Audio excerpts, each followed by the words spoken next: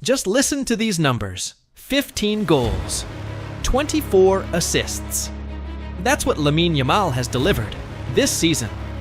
A kid who, not long ago, was just stepping into senior football is now carrying the weight of Barcelona on his shoulders. Si gira, doppia Veronica, doppio dribbling, slalom, prova il tiro, rete! And the way he plays. It's like watching his idol, Leo Messi, all over again. Ancora Messi, ancora Messi, ancora Messi, ancora Messi, ancora Messi! That magical left foot, quick feints, dribbling from a standstill, and body balance. That simply can't be taught. It doesn't matter if it's one defender or two. Yamal glides past them like traffic cones. He plays with such lightness. Barcelona can finally breathe again. But don't get it twisted. This isn't just anyone. This is the wonderkid from La Masia, the same academy that produced legends, Xavi, Iniesta, and Messi. And not so long ago, Yamal was shining there too. From a young age, he stood out. His technique, his football IQ, and something else you can't quite define, instinct.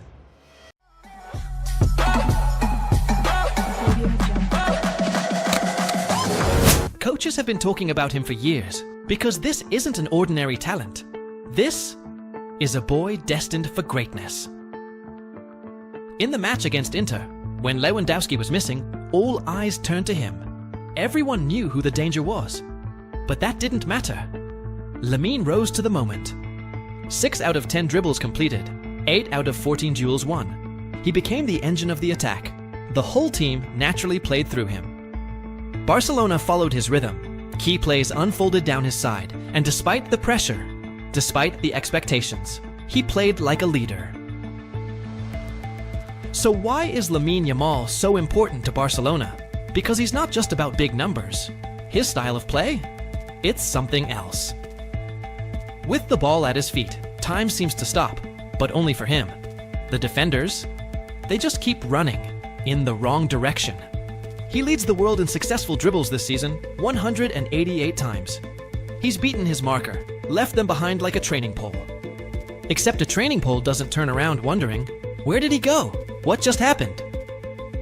And he does it all with the composure of a seasoned pro. Not someone who's only 17. He's a genius, raised at La Masia, a kid who does things others haven't even dreamed of yet. And he does them like it's second nature. He didn't just dream of playing for Barca. He's been breathing it since childhood. Now, with 100 appearances to his name, he's proving those dreams were just the beginning. After the Inter match, he added another milestone. The youngest goalscorer in the history of the Champions League semi-finals. And when people compared him to Messi, his response was simple. I don't want to be Messi. I want to be myself. That humility, paired with that level of talent, is what leaves the biggest impression. Look at the numbers. In 100 games for Barca, 22 goals, 31 assists. For comparison, Leo Messi had 41 goals and 14 assists in his first 100 games. Yamal isn't a copy. He's a new version of a superstar. A winger already playing at the highest level in the world, and he's only 17. And yet, he's already being mentioned, right alongside Raphinha, as one of the top contenders for the Ballon d'Or. And this isn't just talk. The stats are undeniable. When Yamal starts, Barca wins 72% of their matches. Without him, that number drops to 44%, a 28% difference. That's not coincidence, that's impact.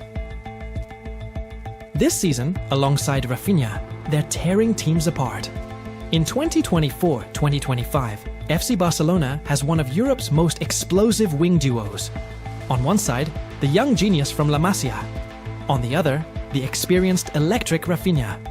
They might have different styles, but together, they're unstoppable. Raphinha's played 51 games, scored 30 goals, added 25 assists, numbers that would headline any other team. But here, it's not just about stats, it's about balance, understanding, attacking together. Yamal brings creativity, unpredictability, magic. Raphinha brings pace, precision, and a killer instinct. And then, there's something you can't measure, something that matters more than numbers. Support, because Yamal? He's still just a teenager, still learning the game at the very top. He's not alone out there. Lamine Yamal has someone by his side, a player who brings more than just skill. He brings experience and mentorship. That someone is Raphinha. Older, wiser, a guiding presence for the young Spaniard. They're not just teammates, they're a team. Within the team, and if anyone thinks it's just a young prodigy with his helper, look at what Raphinha did in the Champions League. 12 goals, 8 assists, 20 direct goal involvements in one season. That's more than even Leo Messi managed in his best ever Champions League run. Let that sink in. This isn't just a winger duo. These two, Yamal and Raphinha, are the pillars of Hansi Flick's Barcelona. And right now, they may be the most dangerous weapon in the club's fight to return to the top of European football. But there's one more piece to this puzzle.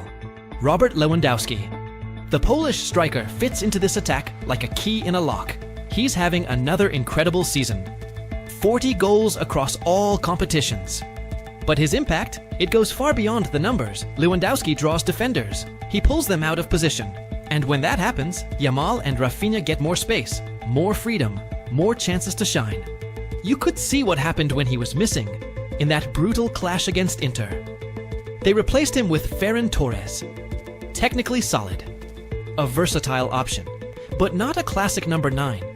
Not in a Champions League semi-final. But when the trio is complete, Lewandowski, Yamal, and Raphinha, they're a machine. This season alone, they've combined for 85 goals, 50 assists. That's Galactico-level output. 3 players who shine on their own, but together, they speak the same language. They don't even need words. Still, Lewandowski's return isn't guaranteed. And while the Yamal-Raphinha duo is electric, a true number 9 is vital, especially in matches of this magnitude. But maybe the key doesn't lie up front. Maybe it lies at the back, because Barca's attack can manage. But in the intermatch, one thing was clear. Defense is still a concern. Yamal and Raphinha might get the headlines, but it's the backline and the goalkeeper who will decide whether Barcelona advances, because you don't win a Champions League semi-final on beauty alone. You win it by withstanding pressure, by staying calm when it matters most. And in that duel with Inter, we saw the difference a goalkeeper can make. Wojciech Szczęsny, no saves, no big interventions, no moments that changed the game.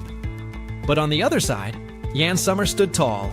7 saves, 7 moments that kept Inter alive and ahead. And then came the injuries. Koundé went off mid-game, and Flick had to improvise, again. He brought in Andreas Christensen, who hadn't played since August 17th. That's a long layoff to jump into a Champions League semi-final. Even before the injury, Inter were finding gaps. Big, strong forwards, crosses into the box, set pieces where Barca had no answer. No leader to take control. No one to settle things down. The return of Alejandro Balde could also be crucial. His speed and energy on the left flank, essential. Because one thing is certain, Yamal and Raphinha can do magic, but this time, they can't do it alone. The outcome may be decided at the back. Will Barcelona reach the Champions League final? Let us know what you think in the comments.